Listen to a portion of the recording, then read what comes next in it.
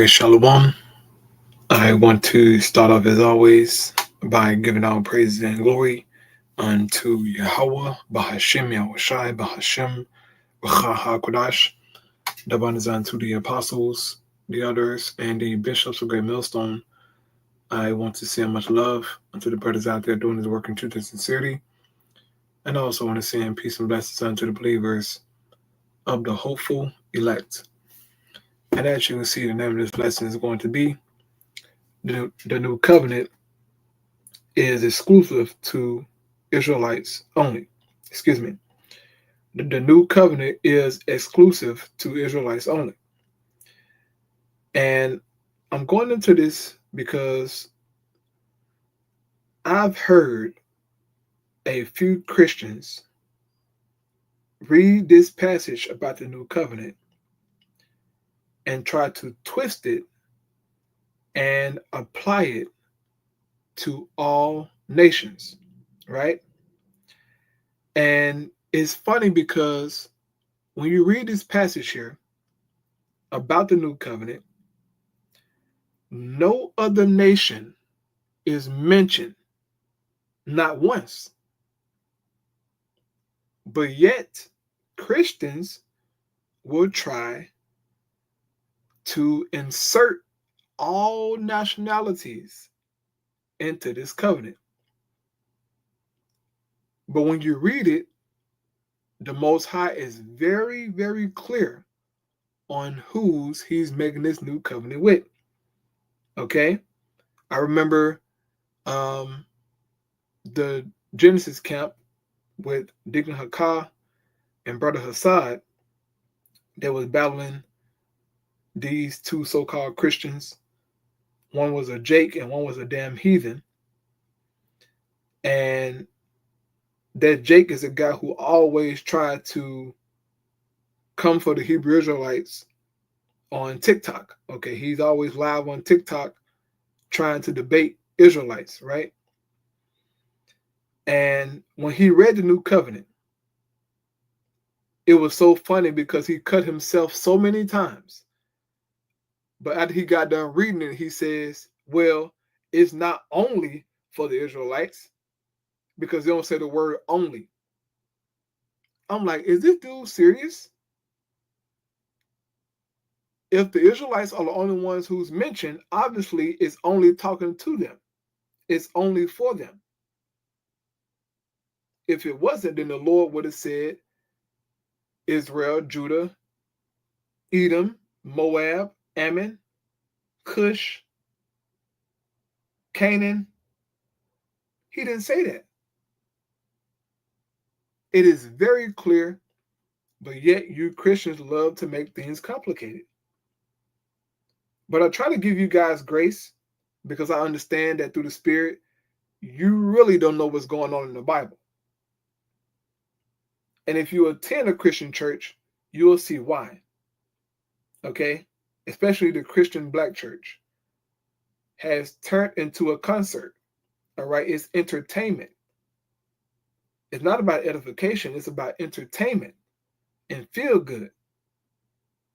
Not what does say Yahweh Ba'ashim Yahushai. And this is why the vast majority of Jakes who are into Christianity are completely lost. But I don't want to ramble on too long.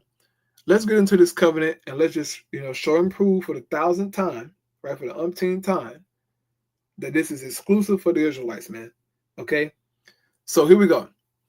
This is Jeremiah 31, verse 31. It says, the day is coming, says the Lord Yahweh, when I will make a new covenant with the people of Israel and Judah. Now, why is that? Why do the Lord need to make a new covenant with the people, right, of Israel and Judah? Meaning what? The northern kingdom being Israel and the southern kingdom being Judah, right? So all 12 tribes, the people, the Israelites by descendants, okay? Why do he need to make a new covenant? When you go to Jeremiah, real quick, I forgot to pull it up, but I'll grab it here. When you go to Jeremiah I think it's the 11th chapter, right? It's either chapter 11 or chapter 16, but I think it's 11. But you go here, right? And you read verse 9 and 10. Here we go. So it says, and the Lord Yahweh said unto me, a conspiracy is found among the men of Judah and among the inhabitants of Jerusalem. They are turned back to the iniquities of their forefathers, which refused to hear my words, and they went after other gods to serve them. The house of Israel, meaning the northern kingdom, right? And the house of Judah, the southern kingdom, have broken my covenant which I made with their fathers. So we see, according to the Bible, that only the Israelites broke their first covenant, because the first covenant was only made with them, so they were the only ones who could break that covenant. Just like if you go to an apartment complex and you sign a lease, no one can break that leasing agreement but you, brother or sister out there, okay? I can't break the leasing agreement. I may can come to your house, but everything is on you. Everything. Because you made that covenant with that apartment complex to pay your bills and and to take care of it. But if something go left, you could break that leasing agreement. But it's you who is made with. It's the same thing with the covenants. I don't know how these Christians are including everybody into this. Why would God need to make a new covenant with everybody when they wasn't a part of the old one? It doesn't make no sense. But then again, it's a Christian, so things that don't make sense to them. It's crazy. But anyway, so the house of Israel, the house of Judah have broken their covenant, right? So when you go back to Jeremiah, okay, and you read verse 31 again, it says what? The day is coming, says the Lord, when I will make a new covenant with the people of Israel and Judah. This covenant will not be like the one I made with their ancestors when I took them by the hand and brought them out of the land of Egypt. We all know about that covenant, right?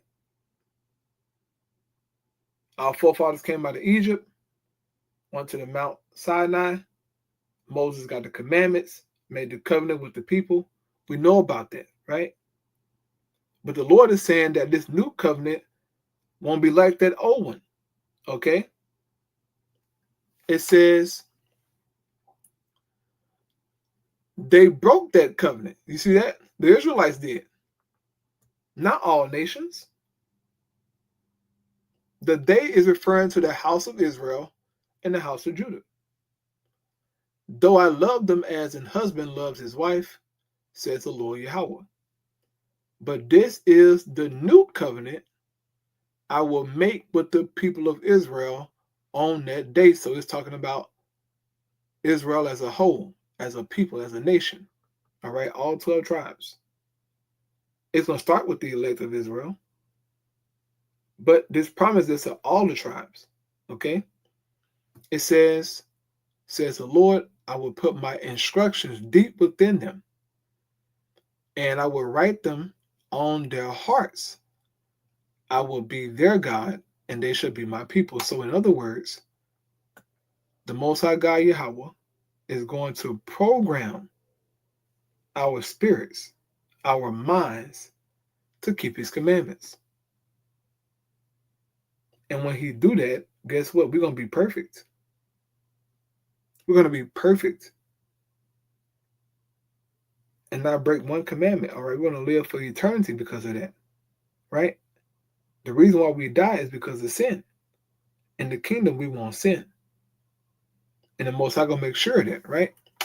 It says, verse 34, and they will not need to teach their neighbors, nor will they need to teach their relatives, saying, you should know the Lord, for everyone, from the least to the greatest, will know me already, says the Lord.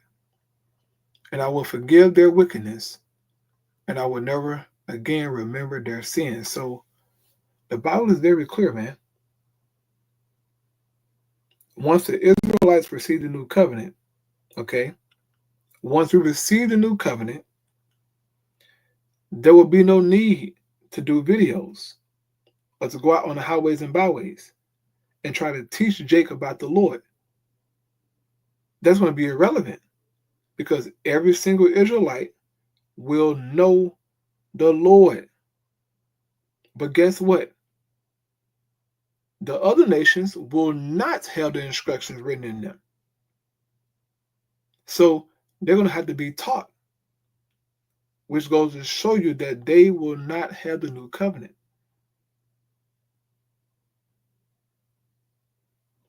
So I don't get the argument of you Christians, man. Y'all read things and you get the wrong interpretation, because how it's translated it in the English language. You think that's the end all be all. But this is why the apostles always stress to go into words. You have to. That's how you get understanding. All right, so I pray those edifying men close out there. The new covenant is only for the Israelites, man. Just because it doesn't say the word only doesn't mean it's not only for them. It's very clear that who it's for, bro. So I close out with that, just some short and sweet to the spirit, man. But I pray it was edifying. I'll praise Yahweh Shai. Shalom.